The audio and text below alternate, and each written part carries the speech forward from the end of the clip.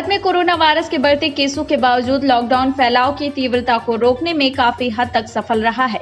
यह निष्कर्ष अमेरिका के यूनिवर्सिटी ऑफ मिशिगन की एक स्टडी का है। असल में लॉकडाउन से पहले फैलाव की जो तीव्रता थी वो लॉकडाउन अवधि में घटकर 1/3 रह गई।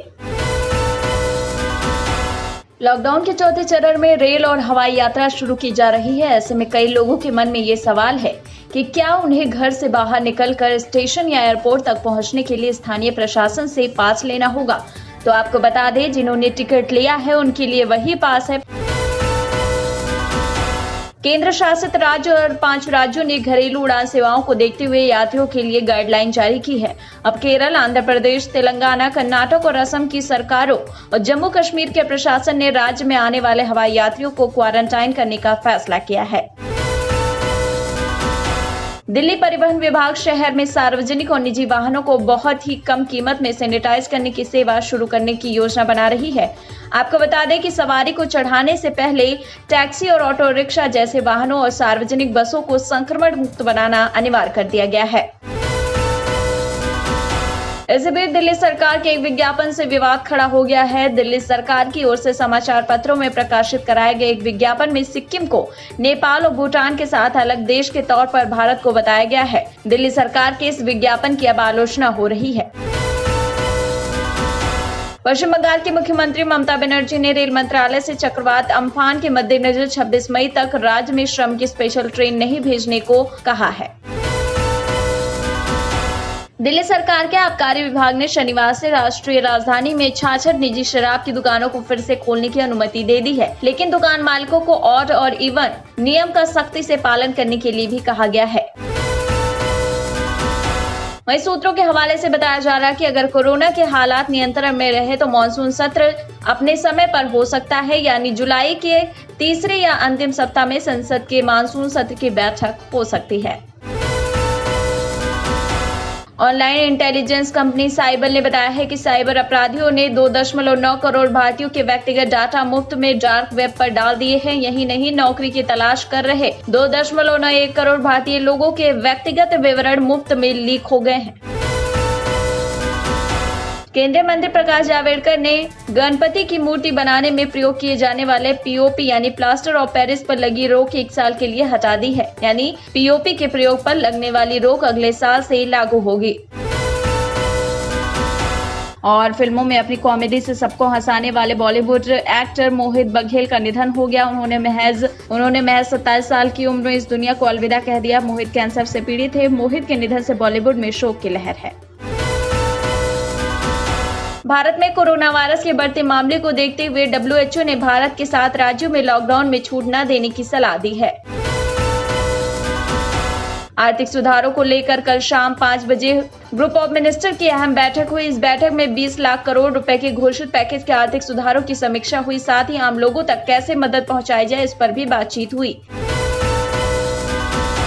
22 मई को कोरोना के रिकॉर्ड 14 नए हॉटस्पॉट बने। ये एक दिन में सामने वाले हॉटस्पॉट की सबसे बड़ी संख्या है। दिल्ली सरकार द्वारा जारी लिस्ट में राजधानी में कंटेनमेंट जोन की संख्या कुल 92 हो गई है।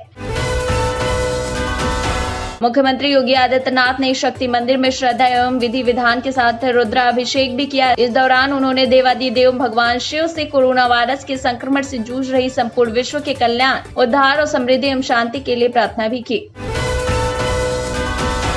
दिल्ली के जंगपुरा में एक महिला वकील के साथ रेप का मामला सामने आया है। आरोपी पहले महिला के घर में चोरी करने के मकसद से घुसा था। घर में महिला को अकेली देख शख्स ने जान से मारने की धमकी दी, फिर उसका रेप किया।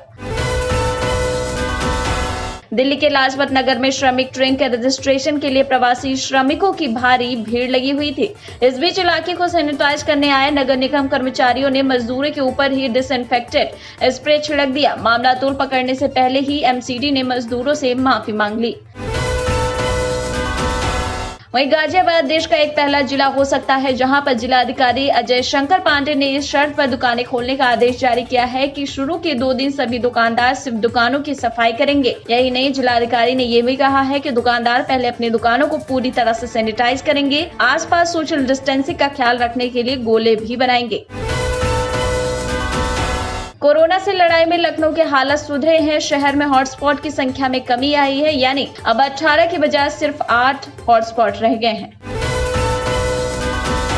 भीषण गर्मी में भूखे प्यासे यात्रियों का फूटा गुस्सा यात्रियों ने ईंट पत्थर चलाकर स्टेशन मास्टर के कमरे के दरवाजे शीशे तोड़ अपना गुस्सा निकाला। यही नहीं, गुस्साई भीड़ को देखकर रेल कर्मी जान बचाकर भागे तो वहीं स्टेशन मास्टर को चोट भी आ गई है।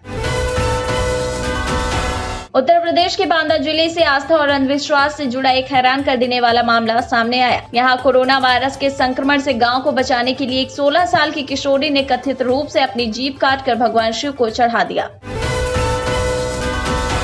उत्तर प्रदेश के प्रयागराज में रेलवे स्टेशन पर तैनात आरपीएफ के सब इंस्पेक्टर को कोरोना काल में लोको पायलट से सोशल डिस्टेंसिंग का पालन कराना महंगा पड़ गया। दरअसल आरपीएफ के सब इंस्पेक्टर के ऊपर कुछ लोगों ने हमला कर दिया और उनकी बुरी तरह से पिटाई भी कर दी। वहीं अन्य राज्यों से उत्तर प्रदेश में प्रवासी मजदूरों का आना अभी भी जारी है। इसी कड़ी में मजदूरों को लेकर जा रही एक बस दुर्घटनाग्रस्त हो गई, जहां 35 से ज्यादा मजदूर घायल हो गए। आपको बता दें, दुर्घटनाग्रस्त हुई बस जयपुर से पश्चिम बंगाल जा रही थी। उत्तर प्रदेश के बलिया जिले में एक गांव की युवती के साथ कथित रूप से छेड़खानी करने के 3 आरोपी युवकों के सिर मुंडवाकर ग्रामीणों ने बंधक बना दिया। बाद में पुलिस ने इस सिलसिले में तीनों युवकों और 2 ग्रामीणों को गिरफ्तार भी कर लिया। बेंगलुरु के पैलेस ग्राउंड में घर वापस जाने के लिए मेघालय के मजदूरों की भीड़ उमड़ पड़ी। लगभग 4000 मजदूर घर वापसी के लिए रजिस्ट्रेशन कराने पहुंचे। इसी कड़ी में कर्नाटक सरकार में मंत्री के सुधाकर ने बेंगलुरु को इनका दूसरा घर बताते हुए उम्मीद जताई है कि ये श्रमिक वापस आएंगे। दूसरी ओर गुजरात में एक फार्मा कंपनी के 35 कर्मचारी कोरोना वायरस से संक्रमित पाए गए थे। कंपनी ने एक बयान जारी कर बताया कि इनमें से 3 कर्मचारियों की कोरोना के कारण मौत भी हो गई है।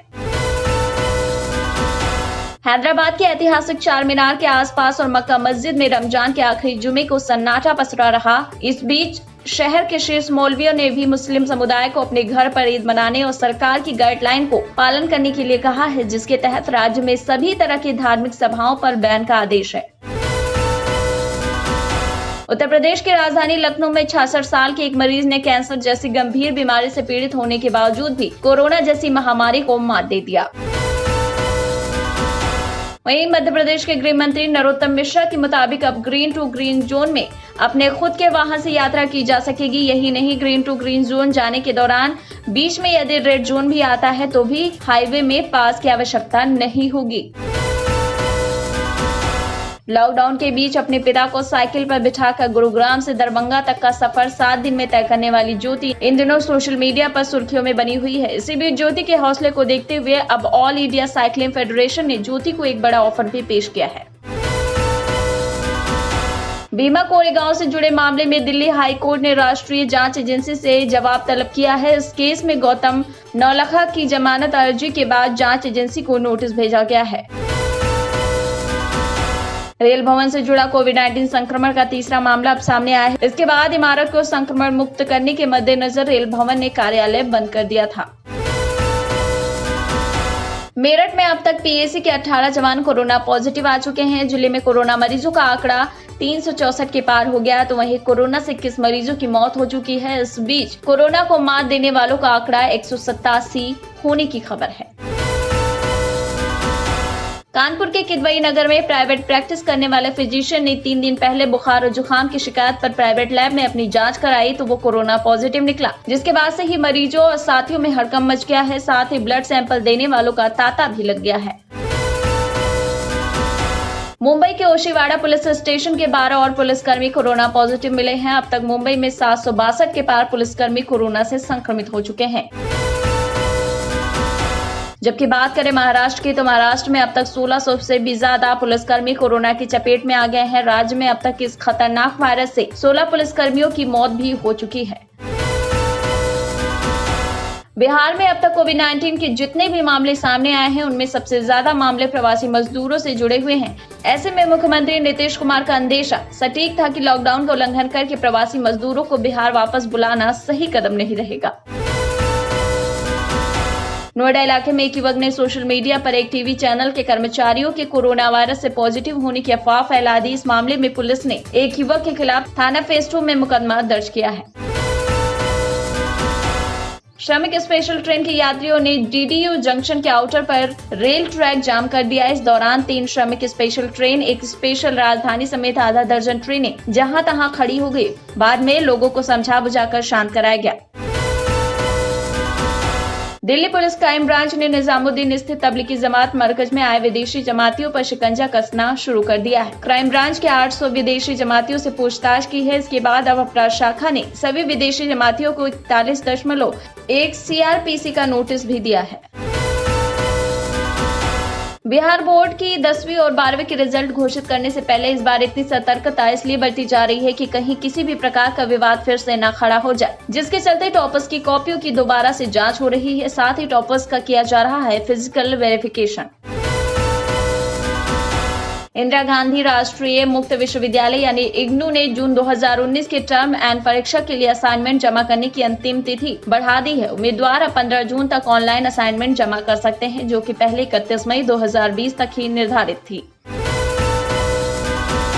कोरोना टेस्ट अब बड़े पैमाने पर हो रहे हैं। पिछले 5 दिनों से हर रोज लगातार 1 लाख से ज्यादा सैंपल टेस्ट किए जा रहे हैं, जबकि अब तक 28 लाख से ज्यादा सैंपल टेस्ट किए जा चुके हैं। दूसरी ओर गूगल ने दिव्यांगों की सुविधा के लिए एक खास फीचर लॉन्च किया है। सर्च इंजन कंपनी का कहना है कि दिव्यांगों को इस फीचर से गूगल मैप पर व्हीलचेयर के लिए अनुकूल स्थान की जानकारी मिल सकेगी।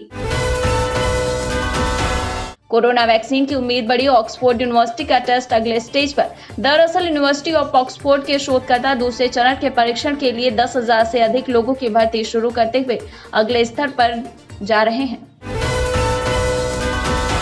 भारत सरकार ने कोविड-19 से बचाव के लिए हाइड्रोक्सीक्लोरोक्वीन के इस्तेमाल को और बढ़ाने का फैसला किया है। ICMR ने मलेरिया के इलाज में इस्तेमाल की जाने वाली दवा क्लोरोक्वीन को और हाइड्रोक्सीक्लोरोक्वीन के इस्तेमाल के लिए नई संशोधित गाइडलाइन भी जारी की है।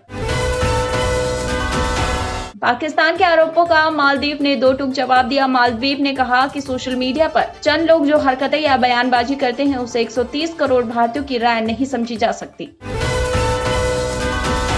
चीन में रह रहे 30 लाख उइगर मुसलमान अब खतरे में हैं। आरोप है कि अवैध तरीके से इनके हार्ट, लंग, किडनी, लंग्स लेकर इन्हें जरूरतमंद चीनियों में ट्रांसप्लांट किया जा रहा है। पश्चिमी मैक्सिको की एक जेल में कैदियों ने बंदूकों से एक दूसरे पर हमला किया और मारपीट भी की, जिसके कारण 7 कैदियों की मौत हो गई और 9 अन्य घायल हो गए। और कई मजदूर पैदल ही अपने घर की ओर बढ़ रहे हैं। ऐसे में सोनू सूद ने लोगों को उनके घर तक पहुंचाने का बीड़ा उठा लिया है और सोनू सूद ने इसके लिए ट्वीट भी किया और कहा कि पैदल क्यों जाओगे, नंबर भेजो। अगर जुड़ना चाहते हैं हमारे साथ लाइव तो चैनल को कीजिए सब्सक्राइब। नए वीडियोस देखना चाहते हैं हम पहले तो घंटे को दबाइए जरा दिल से।